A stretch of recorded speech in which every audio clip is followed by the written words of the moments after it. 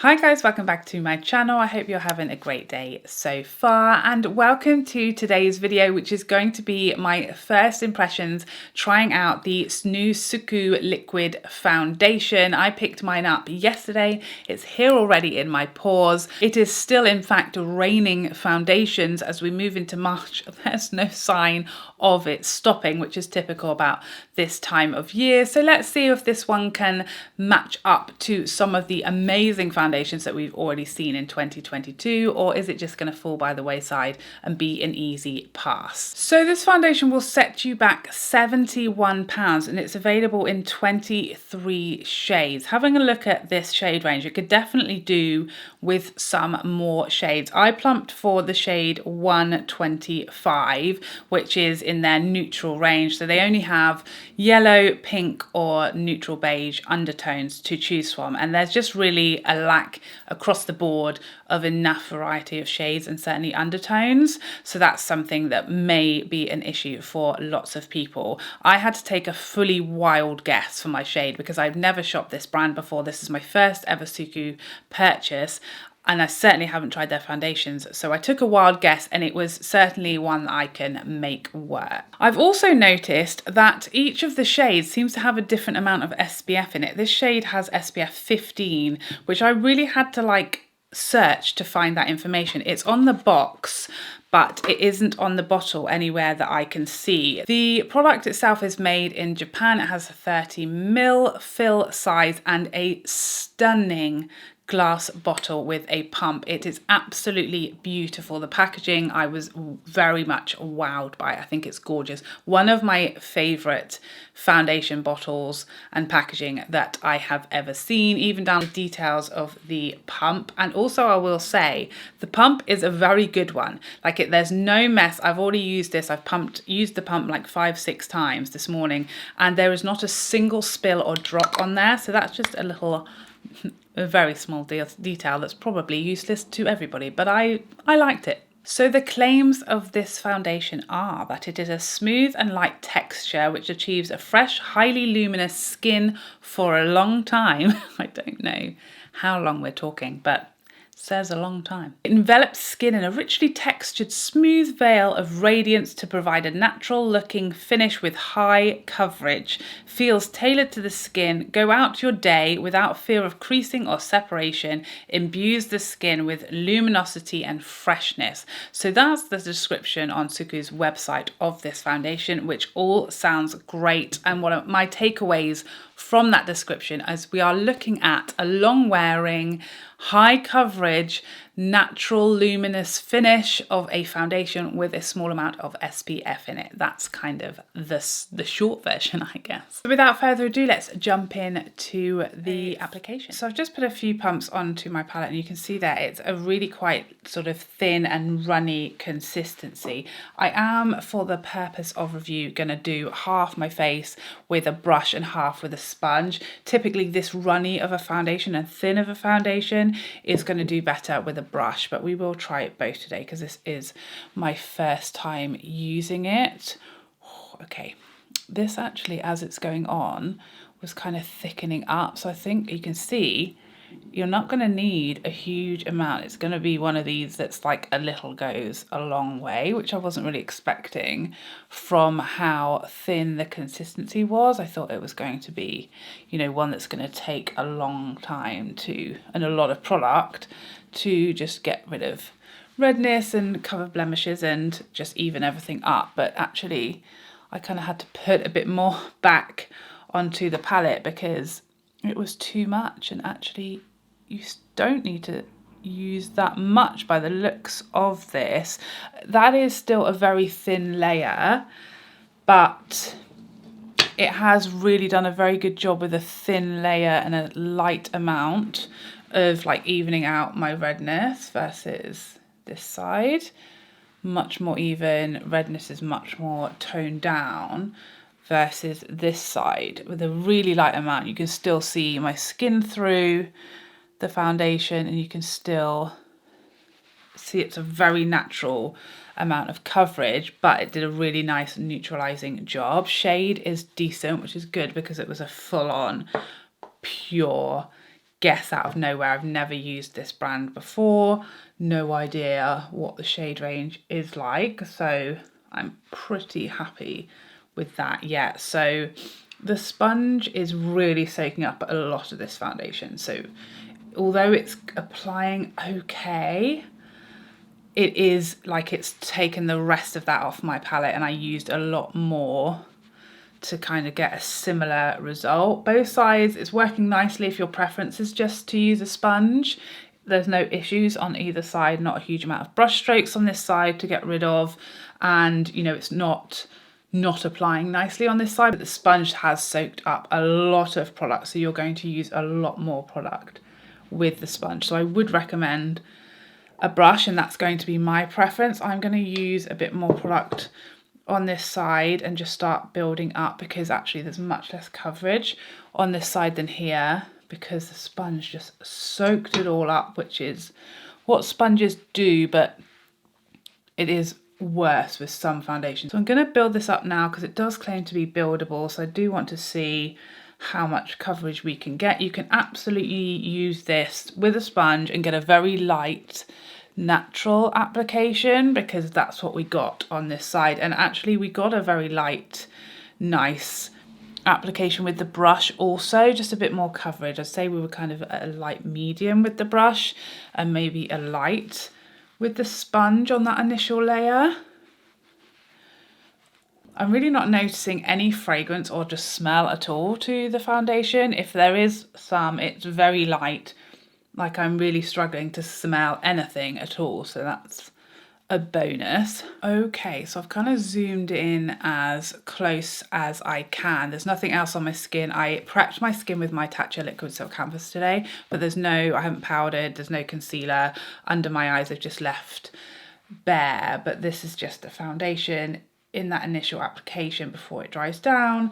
The only thing I've noticed at this point is, as I was building the foundation up, there were a few places where it just wasn't melting into the skin, and I had to kind of just go back and work like the brush strokes away, and it was kind of getting a bit streaky in a couple of places just as I was building the foundation on top of itself. I think now we're at a very natural, like medium coverage.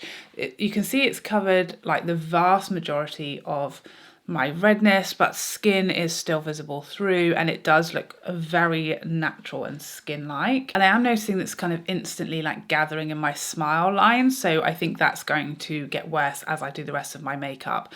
We'll see. I'm going to do the rest of my makeup and we'll see how it's kind of melted into the skin, how it's dried down, and what it's doing in my smile lines. Fingers crossed. So we are back. I have done the rest of my makeup. It's probably been about maybe 45 minutes since I first applied this foundation. So I would say it should be like, you know, at its final finish and kind of as dried down as it's going to get by now. What I'm noticing a few things so far is, one, it still feels quite tacky. It doesn't feel like set down. You can still feel there's some tack to the skin, and where I'm touching there, it's definitely transferring onto my fingers. So that's something to note. It's definitely not transfer proof. I will say my smile lines, I was very concerned. I thought these were going to look terrible at this point because the foundation kind of instantly went in there. I thought, well, give it a couple of hours, it's just going to get worse. But actually, it hasn't got worse. It's just how it was initially. So it's kind of initially slightly creased in my smile lines, but actually it hasn't got any worse and it doesn't look too bad there now. The thing that I'm not happy with is the old forehead. It doesn't look terrible, but it's definitely exaggerating these lines. It's creasing in there and it's definitely highlighting those lines more so than my favorite foundations do. I also think these sort of horizontal lines, it's like starting to kind of crease in there as well, and I'm not loving how it kind of looks just around my mouth. I think it's like, even when I initially applied this, it looked nice in this area, and literally I'm almost seeing it happen before my eyes, that I'm starting to be less happy with how my forehead looks, and I'm starting to be less happy with how my like mouth area is looking, just as I'm kind of talking, I guess, and getting ready. I'm also questioning whether this has either dried down darker or oxidized, because when I first applied this, this was a like pretty perfect match to my face and my neck, which are much lighter than my body. I typically will match like kind of somewhere in between my body and my face in the winter to kind of just help everything look a bit more uniform and the same person.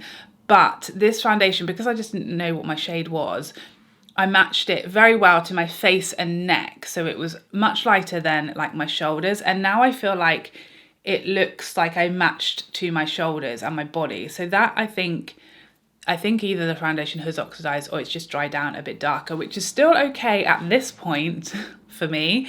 That's something I typically would do anyway, but it's just worth noticing because if this continues,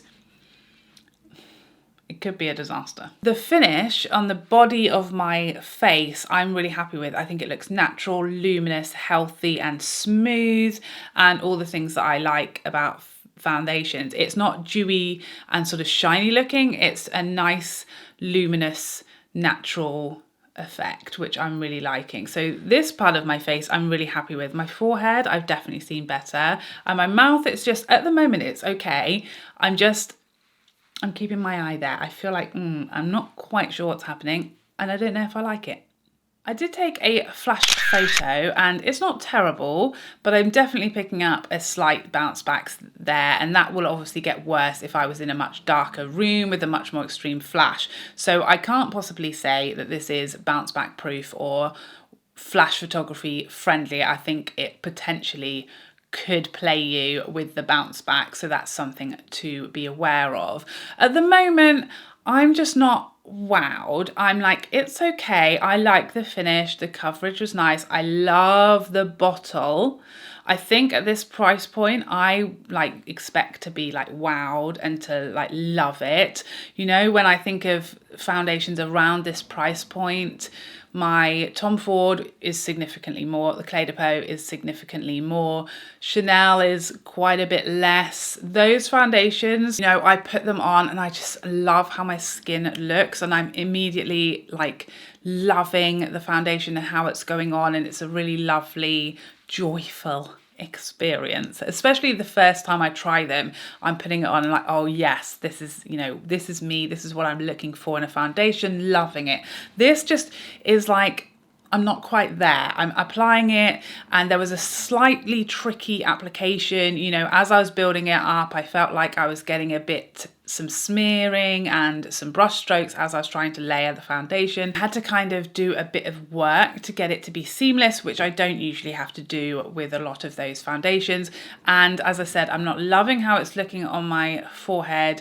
I'm concerned at where things are going around my mouth just because they've not started off great, and typically that's like a downward slope. If they don't start off great, they're certainly not going to get any better throughout the day.